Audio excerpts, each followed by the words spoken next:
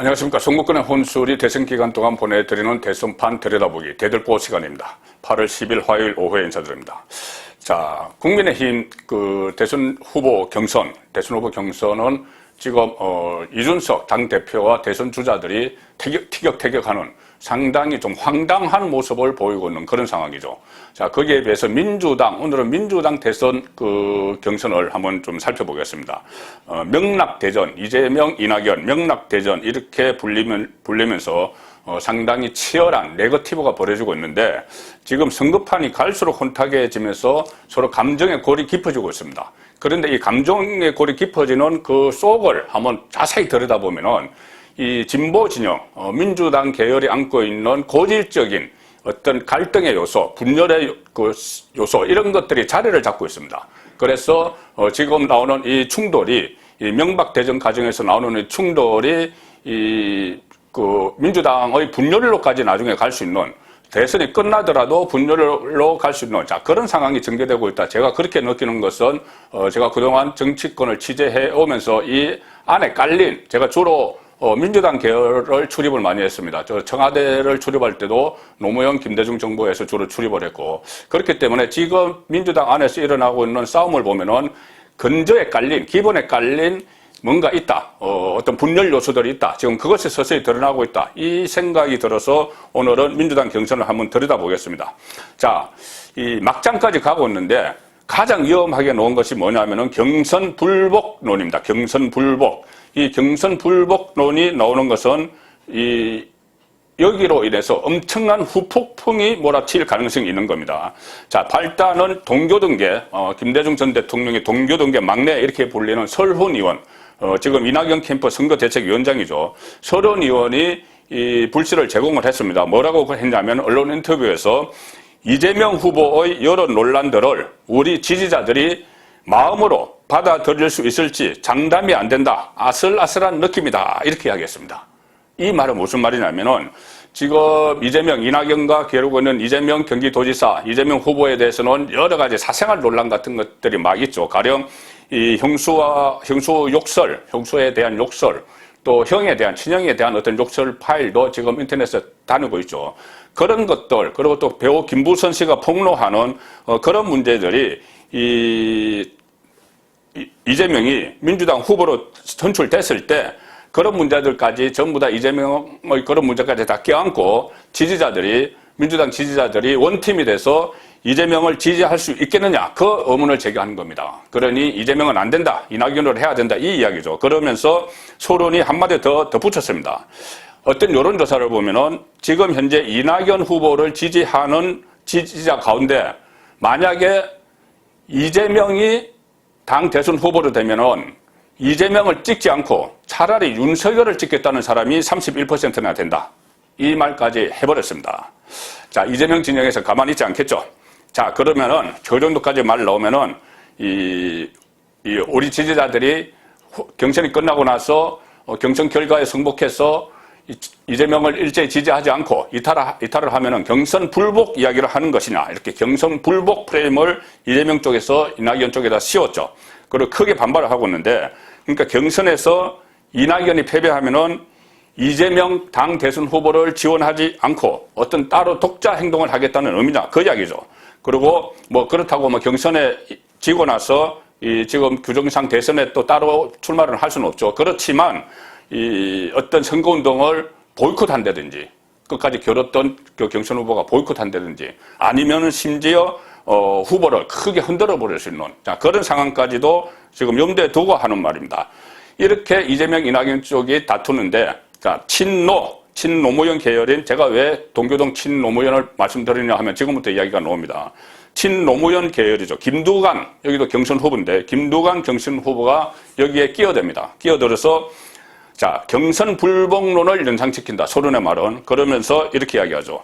김두관의 이야기입니다. 친노 김두관.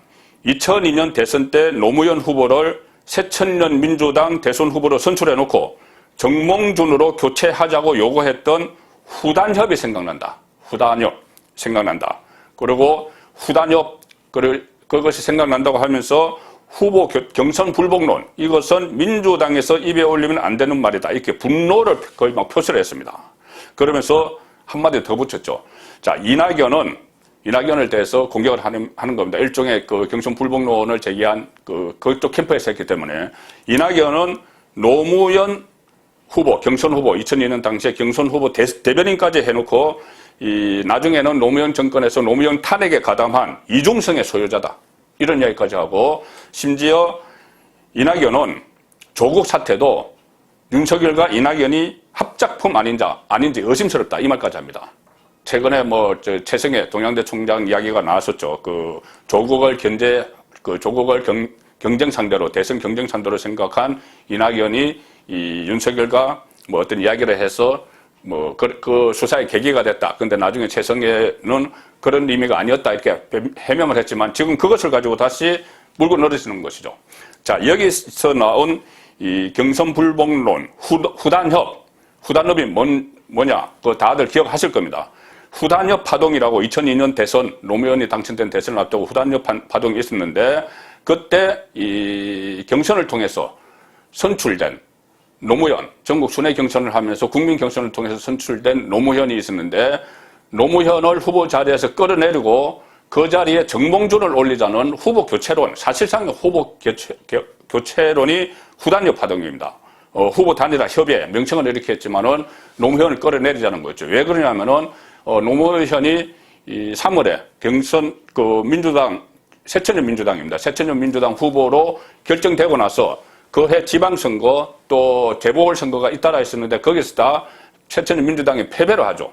그리고 그 여파로 이 노무현 책임론이 나오고 노무현이 영남에서 우리가 이길 수 있다 이런 이야기를 했는데 다 참패를 해서 노무현 책임론이 나오면서 노무현 퇴진론까지 나왔습니다.